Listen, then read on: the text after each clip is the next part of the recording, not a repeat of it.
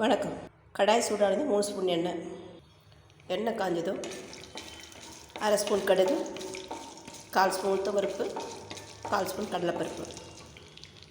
கடுகு பொரிஞ்சதும் பொடியாக நறுக்கிற 5 பூண்டு, பொடியாக நறுக்கிற பச்சை மிளகாய் 1, 2 லேசாக வச்சுக்கணும். பொடியாக நறுக்கிற வெங்காயம் 3, கண்ணாடி பத அளவு வெங்காயத்தை நல்லா வதக்கணும்.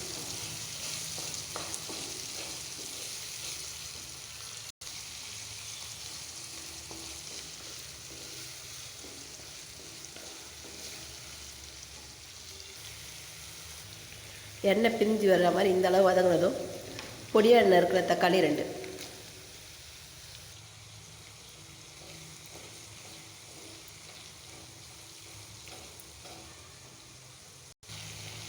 தக்காளியில் உள்ள ஈரப்பதம் போய் இந்த அளவு வதங்கி வரும்போது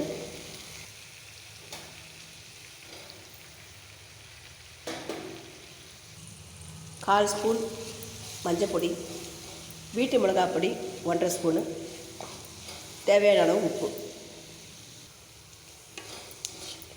இதே எண்ணெயில் தண்ணி விடாமல் 1 நிமிஷம் நல்லா வதக்கணும்.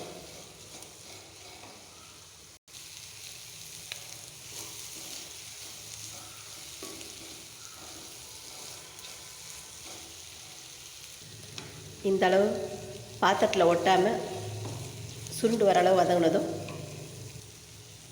அரை கப் தண்ணி மிக்ஸ் பண்ணி விட்டு பச்சை வாசம் போக ஒரு 5 நிமிஷம் கொதிக்க விடணும்.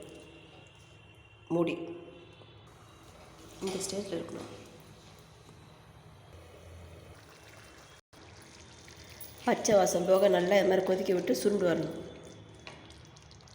தொக்கு இந்த அளவு நல்லா சுருண்டு வரும்போது கார சேவ் 100 கிராம் அளவு இதை சேர்த்து 1 நிமிஷம் லேசாக கலந்து விட்டு இறக்கிடலாம். கார சேவ் பிடிக்காதவங்க தொக்கு பதத்தில் ஏற்கனவே இருக்கும்போது அதை பாதியில் எடுத்து வச்சிடலாம். டேஸ்ட் நல்லாயிருக்கும். வீட்டுக்கு கெஸ்ட் வந்தால் 10 நிமிஷம் இந்த தொக்கு செஞ்சிடலாம்.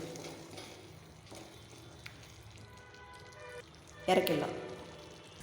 காராசேவ் தக்காளி தொக்கு சாதத்தோட சப்பாத்தியோட பரிமாறலாம், ஸ்வீட்டோடவும் பரிமாறலாம். இதில் காரம் கம்மியாக சேர்த்தா குழந்தைங்க ஈவினிங் ஸ்நாக்ஸாகவும் அப்படியே கூட கொடுக்கலாம். தோசையோடவும் இது சாப்பிட நல்லாயிருக்கும்.